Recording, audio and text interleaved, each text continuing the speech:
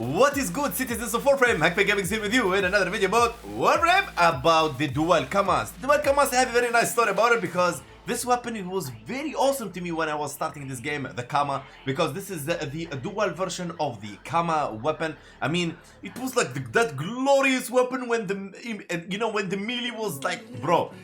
I love this weapon and I'm very sad these days these weapons are like fading away from like the glaives and the powerful primary weapons and everything, like taking the identity from these weapons, to be honest, and there is not a lot of players using them anymore. Anyhow, we are here to bring them back. That's why I want to do a build of every single weapon in this game. So we're gonna test the weapon against level 185 heavy corrupted gunners. Look at this bambina. Boom, boom, boom, boom. Now you're asking me, Hank, why people stopped using these weapons? It's very simple, because there is the enemies, there is Eximus units now that you cannot affect them with your abilities, and also people like to be more safe and do a lot and millions of damage and stuff, so they stick to glaives. And all of them, all the glaives are very powerful now. All the glaives are meta, from Exodus to Orbius to Glaive Prime. So we test the weapon there. Now we're gonna go and test the weapon in Steel Path. Where in Steel Path exactly? We're gonna go to mod. In case you're a new player and you don't know what Steel Path is. Steel Path, my friend, is after you finish all the nodes in your star chart, you go finish the Angels of Zariman quest. There you go. And then you're gonna go speak station in any relay. What is Steel Path? What's special about Steel Path? Steel Path gonna make enemies level plus 100, health and shield and armor 250%. In return of that, you're gonna have resource and mod drop chance 100% extra bonus or whatever it is. Okay, so let's go. We're gonna hack this device, and don't worry, we're not gonna be staying here forever, and I'm not gonna speedrun this. So I give you real time, listen, when something is real, you know, when it's like you see it, it's something real, like moment by moment, seeing how this weapon acts in Steel Path, not like I would be like editing. I did that before, I did that in many videos, especially I do the editing and speed runs only when the weapon and the build being introduced already and I'm trying to break the weapon. For example, if I do dual KAMAS, let's take this as an example. This is the first video I make about dual KAMAS. And if the next video is I'm gonna make about him, for example, I make like damage cap or level cap dual KAMAS, it's gonna be speedrun. That's how I do it. The first video always a slow, real video to give you a feeling, and I talk with you about the weapon. So if there is anything in my mind, I don't leave it out. Also, I always in these runs I give extra tips or stuff like that. As you can see, the weapon have high attack speed. To be honest with you, if I'm gonna be using closed range weapon like this, like KAMAS or Nikana or Venka or Teko or any weapon that require close range combat, I always use tanks. Okay, because look at this, I was catching these enemies. Look, I'm gonna be catching these enemies right here. Okay, look, I'm hitting these enemies. But did you notice something? Look at this guy. You see this guy? This guy, he doesn't care. He's gonna keep shooting you. So imagine you're not in a tank. You're gonna be shooting you. And the problem is with those Eximus units, most of the time they're hiding, or they come behind you, the butchers. They come behind you. They are like very, very sneaky and unnecessary mobs in this game. And actually they... Look at this guy. Look at this guy. Bleeds Eximus. I mean, imagine you're not a tank. You're gonna be sitting in your ass already and shield gating and running around and this. No, it's not good. It's not good. We don't want that. We don't want that. Eximus units should have been special units that have their own planet with extra challenge. That would be nice. Okay. This farming, normal farming stuff is just making it hard. Not for me, for new players at the first place, and it makes it very hard for the close range melee weapons. And there we go. We have Vor. Let's go. We have Vor. Coming, that's very good because we're gonna do like 2-in-1 like Nescafe, right? We're gonna do kill Vor and we're gonna kill the Acolyte, both of them. Now, quick tip about Vor. Vor, you really want to mark him when he spawns, as he teleports from place to place, and put the beams, so you need to kill him as fast as possible. Yeah, that's what you need to do. When he spawns, you just mark him, and trust me, you're gonna thank me later. Okay? Okay, here he is. We're gonna mark him. And boom. Boom, boom, boom, boom, boom. Okay, now you know where he is. When he's marked, you know where he is. You saw the beam? Boom. And we missed that heavy attack. As you can see. And let's go. And he died. Don't worry, Vor spawns only one time in each mission.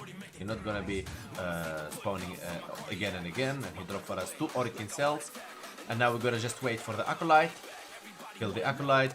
5 minutes is more than enough, by the way, to figure and feel if the weapon capable of doing anything. Okay, there you go. So now if you want to use Epitaph to prime those enemies, trust me, you're gonna be more than happy and surprised how powerful the weapon is. Now the question is, why Hank you using Nidus? Why you don't use any frames that boosts the stuff, go invisible, the melee stealth multiplier, blah blah blah blah. No.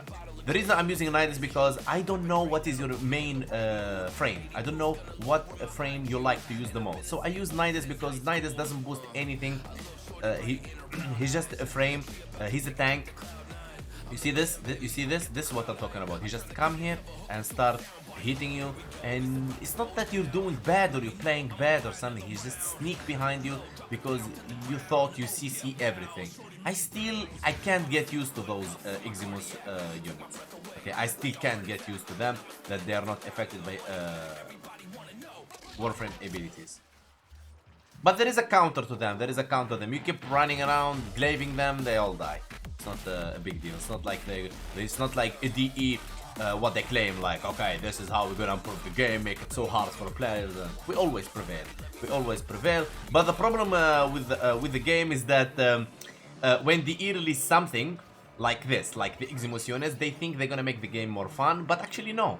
They make frames being not used. They make weapons left behind.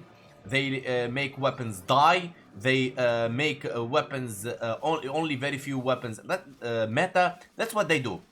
They don't make the game more fun, because it's not fun if you cannot use all the weapons equally, because everybody likes different weapon. Here you go, boom, boom, boom, and we have give attack. Let's go, fighting with the Angus head to head. Boom, boom, boom, and let's go. Okay, now we're gonna be extracting. So I was talking to you about the Warframe style of making this game. I mean, I love the game. Warframe is home, and I love this game really, really good. Like, I have like almost 900 videos about it. If I didn't love the game, I wouldn't make those videos and effort. But I'm trying to say, like, when you boost a frame, when you boost an enemy like that, the Eximus units, you're just ruining it for frames that's not gonna be used anymore, and you're ruining it for weapons that they're not gonna be used anymore. So everything will become slowly mastery trash. That's not good. That's not a good plan. DE, you need to rework your style by enhancing the gameplay, by making those weapons actually usable again, not putting them in the trash can of mastery. Let us go with the builds now. Arsenal. Okay, so this is the Nidus. First of all, of course, I need to show you the Archon shards, because there is Archon shards for critical damage. We're not using that. Upgrade. There we go. Steel Charge, Arcane Fury, Arcane Strike. That's it. I didn't even use Continuity and Larva Burst combination for melees, because it's gonna be corrosive. That's something you're not gonna have in your frame. Okay. This is Epitaph. Boom, boom, boom. You need Ogre Seeker for the long duration of the status. I didn't use it a lot, so I give you the taste of a pure damage of the weapon. And here is the Dual KAMAS build. Crossing Snakes, Vicious Frost, Condition Overload, of course, Blood Rush, Primitive Strike, Organ Shatter, Whipping Wound, Prime Pressure Point, Sacrifice Steel. Wait a second. This guy, Condition Overload and Prime Pressure Point? What's wrong with you, Hank? They doesn't work together. Everybody been telling me they're cancelling each other's. But let me tell you something. Do you know how to boost your slash? No, you don't. Prime Pressure Point is the only mod that will boost your slash purely, not by percent. You can add boss kill. Okay? Like if I remove this. Wait, let me put this one here. How we do this? Okay, moving this one here. And then moving this one here. Okay, look at that. You have 422 slash. Okay, that's what you have. Now, what if 858? Okay, you get the idea now. You get the idea. Yes. So this is, baby, is the way to go. It boosts all your damage because buzzkill by itself, look at that, it doesn't boost your everything. Okay, put here, boom. You see that? When you take away when you take away the primate pressure point, look at that. Viral is weaker. Slash is weaker 192. You see that? Boom. You put this, boom, and you are happy. Trust me. I know they cancel each other. It's here not to boost what you think it is. The condition overload will do its work. Prime pressure point, the only job it does is gonna boost your slash, and trust me, you're gonna be happy. Okay, so moving next, Narumon for one reason only, to go power spike to keep your melee combo on, and we're gonna be using not this pet, we're gonna be using Panzer Profiler. Of course, I make a mistake, I didn't choose Panzer Profiler. Panzer Profiler is the best pet for endurance runs. Of course, if you're going with a team or you have a very nice CC, whatever, you're gonna be using Lucky, which is not Lucky. Lucky is my pet name. You're gonna be using the Smita Kavat for the loot and charm, but most players that go solo are gonna be using Panzer Profiler. Okay, and yeah, that is everything about this build. All right, I really hope you like this build. Let me know in the comments below if you're gonna build it, and let me tell you something. This is my personal build. I'm sharing it with you. I'm not telling you this is the best or something. No, this is my build. I'm sharing it with you. You can copy it, you can inspire from it, you can twist it around, you can make a better build out of it. That's totally up to you. I want to say thank you so much, guys, for watching. Don't forget, sub, comment, like, and join the channel if you want to get access to perks and watch us on live streams. See you next video. Peace and love.